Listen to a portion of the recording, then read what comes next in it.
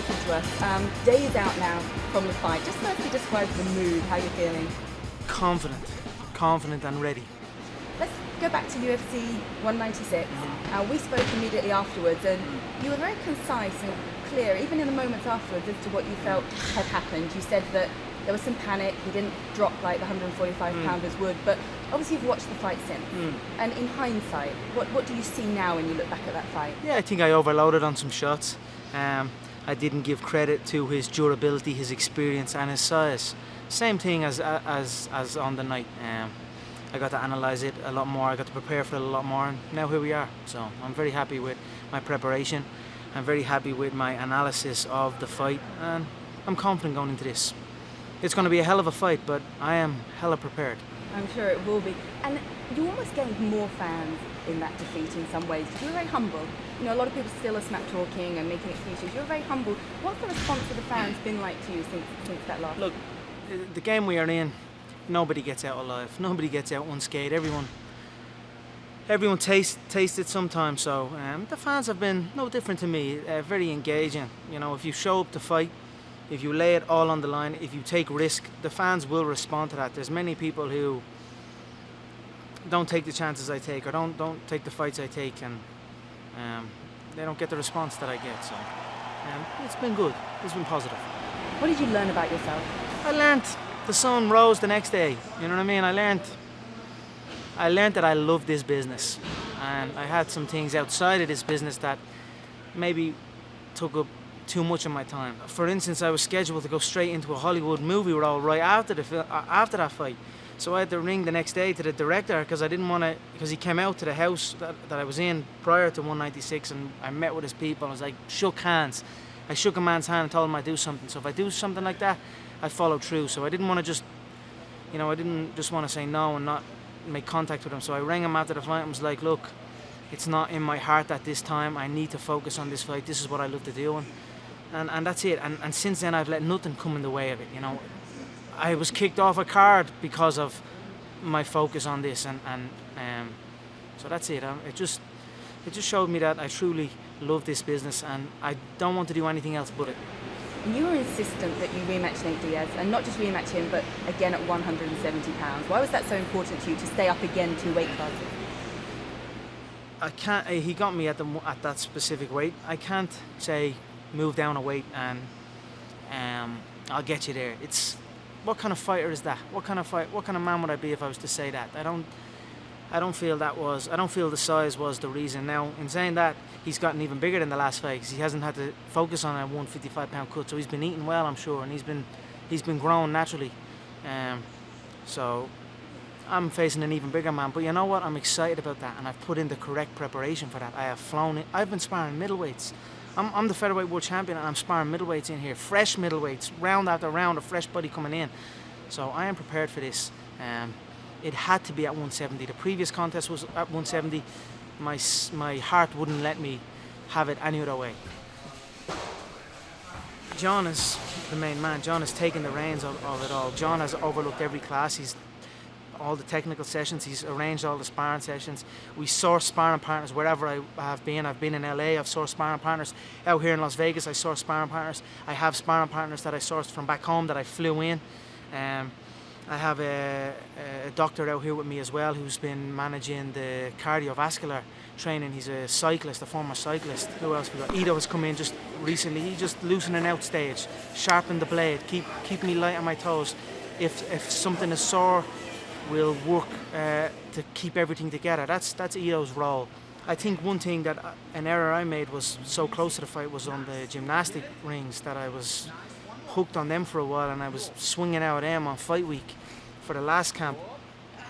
That wasn't Ito's, that wasn't nobody's, that was me. I was like, let's do the rings. I was enjoying them. I mean, you feel like an absolute tank after them, but if you've got a fight in 3 or 4 days, or you know what I mean, it's not the correct thing to do. So we just cleaned it up, and you know, trial by error. And I feel I've learned a lot through the last camp. Things I done correct and things I done incorrect, and here we are now again with another go. When you were at UFC 200, that was meant to be your fight, and obviously the way things unfolded and the main event and the co-main event, you were there, you were very animated as Jose Aldo fought Frankie Edgar. That's my division. What were you thinking? That's my division. That's the division that I rule. These two men had been talking in previous. Frankie and his whole team had been talking over and over again, and I was like, right, I'm here now. Let me see what the this has got. Let me see what he has here for all this talk, all his coaching staff talking all out our ass, saying, let's see what the boy has. And then I see Aldo as well, and I was like, right, I was ready to fight there as well. So I'm just watching two guys fight for a belt that's mine. So that was it. And then Frankie fought very poorly. He's just too small in there for Aldo even alone, let alone me. It would not be good for him. And then the guy I KO'd, the guy I had such a history with, the guy that I travelled the world with, the guy that pulled out on me last minute also, won the interim title. So that's what I felt. You call this the real UFC 200. You're fighting Nate Diaz. You're adamant that he won't pull out. What makes you feel different about Nate compared to the other fighters? You've trained specifically for Nate this time. I just know the boy fights. The boy can fight. He'll show up and fight. I can't say the same for a lot of people. There's not a lot of. You'd be surprised how many scared individuals are in the fight game. So I feel he shows up, and I'm happy about that. It's nice for a change. I've never had it in my whole career. Look back my whole career, everyone pulls out. I've been dealing with it my whole career. So it's a nice welcome change to sign on the dotted line against a man and know he's going to show up.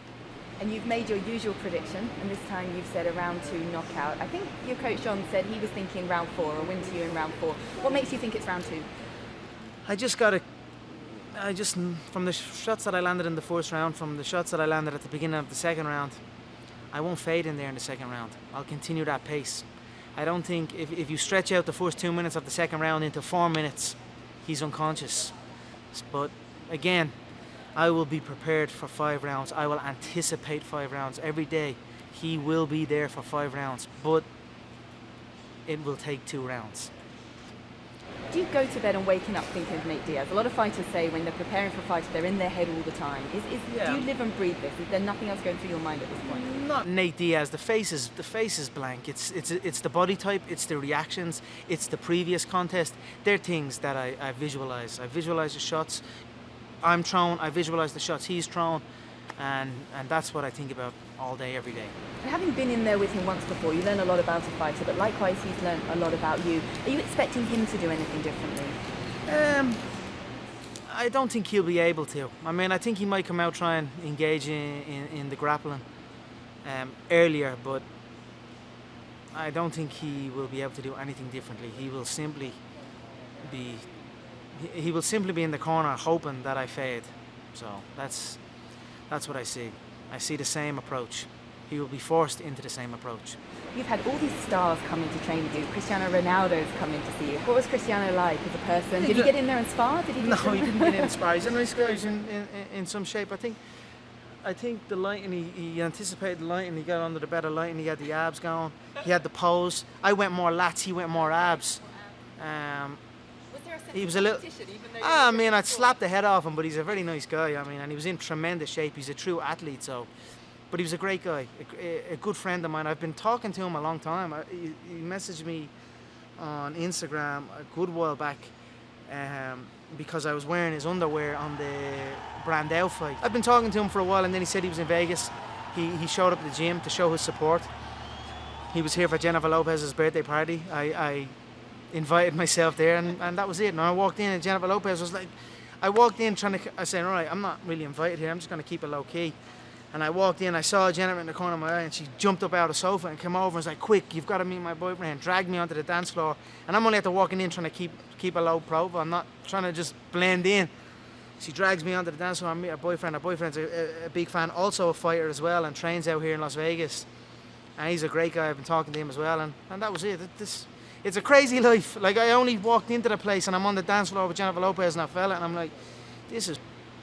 I'm only a kid from Dublin, Carolina. You know what I mean? It's a good life, you know. It's a good life, and I've worked hard for it. Every day I wake up and pinch myself. My home has a cinema. You know what I mean? My home has a damn cinema in it. I pinch myself every day, so I'm extremely grateful, and it just drives me to continue going.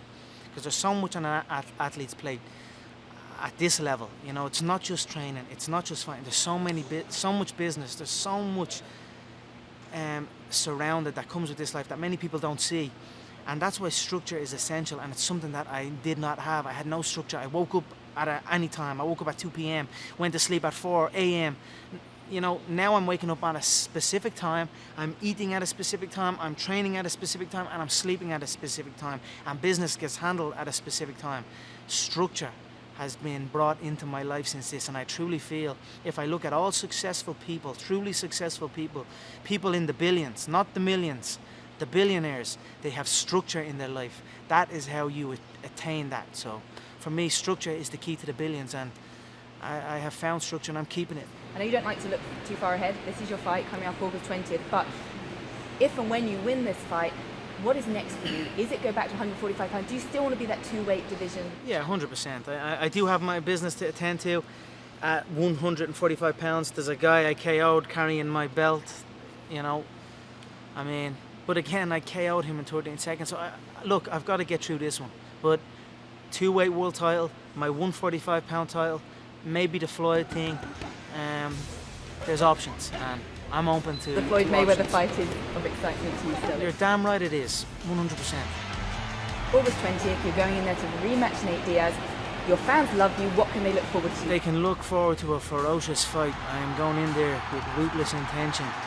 And they can look forward to seeing an improved athlete, a focused athlete, man. And that's it. It's going to be one hell of a fight.